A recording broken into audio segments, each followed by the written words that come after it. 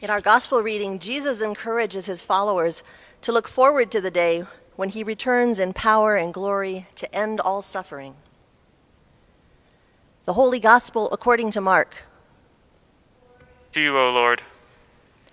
And Jesus said, "But in those days, after that suffering, the sun will be darkened and the moon will not give its light, and the stars will be falling from heaven, and the powers in the heavens will be shaken. Then they will see the Son of Man coming in clouds with great power and glory. Then he will send out the angels and gather his elect from the four winds, from the ends of the earth to the ends of heaven. From the fig tree, learn its lesson. As soon as its branch becomes tender and puts forth its leaves, you know that summer is near. So also, when you see these things taking place, you know that he is near, at the very gates. Truly, I tell you, this generation will not pass away until all these things have taken place. Heaven and earth will pass away, but my words will not pass away. But about that hour or day, no one knows, neither the angels in heaven nor the Son, but only the Father. Beware, keep alert, for you do not know when the time will come.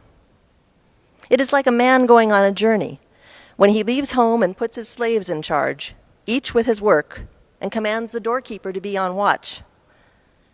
Therefore, keep awake, for you do not know when the master of the house will come, in the evening, or at midnight, or at cockcrow, or at dawn, or else he may find you asleep when he comes suddenly. And what I say to you, I say to all, keep awake." The Gospel of the Lord. Praise to you, O Christ.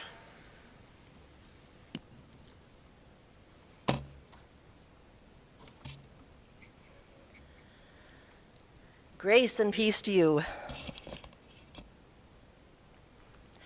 One of the funniest things I read in a while came last summer at a very not funny time.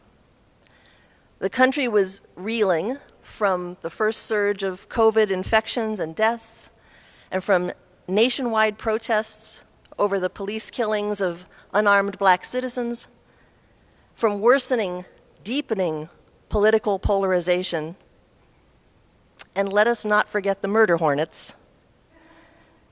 In the midst of all that, one very tired commentator wrote on Twitter, "Let's just put the tree up and call it a year."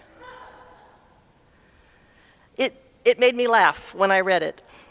But I was a little bit stunned in the days approaching Thanksgiving when I noticed on my weekly drive between Cleveland and the Synod office in Cuyahoga Falls how many homes and yards are already decorated for Christmas. We're all used to seeing decorations, Christmas decorations, in the stores way too early, and to hearing Christmas music as early as Halloween. But the yards and windows of our homes, that usually starts after Thanksgiving. It seems like this year we're in a hurry to get to Christmas. And if the lights and decorations can summon those feelings of holiday cheer, and maybe more importantly this year of goodwill, then maybe rushing the decorations and the festive lights and good cheer is actually good medicine for what ails us. But we also know that this is going to be an especially hard season for a lot of people, including some of you. There has been so much loss. Loss of loved ones, loss of jobs, loss of normalcy. School is different, work is different, worship is different. Our social lives are different. And the cause of all this loss and disruption is still with us, unrelenting almost a full year after it appeared. Putting up the Christmas decorations isn't necessarily going to make that feel better. For some, it might actually make things hurt more. So maybe this year we can especially feel Isaiah's cry, Oh, that you would tear open the heavens and come down, so that the mountains would quake at your presence. The circumstances were different. The people of God were experiencing sadness and regret and frustration over the destruction of the first temple in the old city of Jerusalem, under siege by the Babylonians. And yet, under siege by a global pandemic, perhaps we can identify in some ways with that grief. The loss of a center of worship and education and trade and fellowship. Maybe we're feeling a little bit abandoned. Where is the God who coordinated all those flashy, miraculous rescues, smiting enemies and parting oceans and rivers? How long is that God going to stay hidden from us? Of course, people have been asking that question for many, many years, for eons. So maybe it's easier to put up festive lights and hunker down and hope that things will get better when we flip the calendar page. Non-stop crises make us tired. The news headlines make us tired. Grief makes us tired.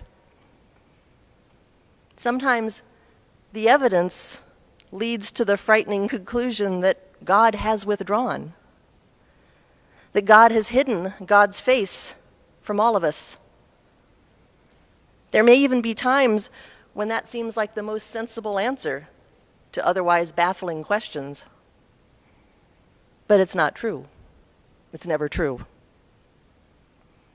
I keep a little Post-it note on my computer monitor, which is sometimes hard to see among all the other little Post-it notes that surround my computer monitor going unheeded. But the note quotes the Franciscan priest Richard Rohr, who says, "We are always in the presence of God. What's missing is awareness."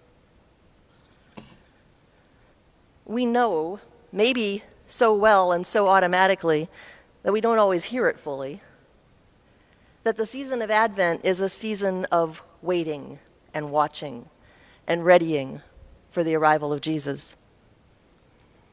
But I'll bet that a lot of us don't really expect him to come like this year. So we might just be a little bit asleep, a little bit on autopilot. Mark Powell, a pastor and a New Testament scholar, says that in today's church, many Christians seem to think, since the time of Jesus' coming cannot be known, we need not think much about it. But Mark's gospel draws the opposite conclusion. Since the timing is unknown, we should think about it all the time. The second coming, Pastor Powell says, should be a defining reality that impacts our faith and our lives. The heart of the Christmas story, the happy ending of the Advent wait, is that God comes to us. God comes to us over and over. Pastor David Lose puts it this way: God comes in small, vulnerable, unexpected, and unlooked for ways, even now. Each time we reach out to one another in love, God is again invading this world with God's radical and transformative grace. That in turn not only transforms how we approach and experience Christmas, but how we look at our lives in the world. End quote. More specifically, it should transform how we live our lives in the world as tangible signs of the kingdom, loving, serving, tending to one another, encouraging one another, building one another up, bearing one another's burdens. Yes, even wearing masks to protect vulnerable people, and sacrificing some of our most cherished holiday gatherings and travel traditions until we can do them safely again. We don't know when Christ will come again. Jesus tells the disciples several times that only the Father knows when that time will come. there will be signs. And some of us will see those signs just about every year. In every inexplicable tragedy, and in every political figure that we like or don't like. But the fact remains, about that day or hour, no one knows. Neither the angels in heaven nor the Son, but only the Father. As a wise man once said, the waiting is the hardest part. But we live in this knowledge and this promise. Christ has died, Christ has risen, Christ will come again. Amen.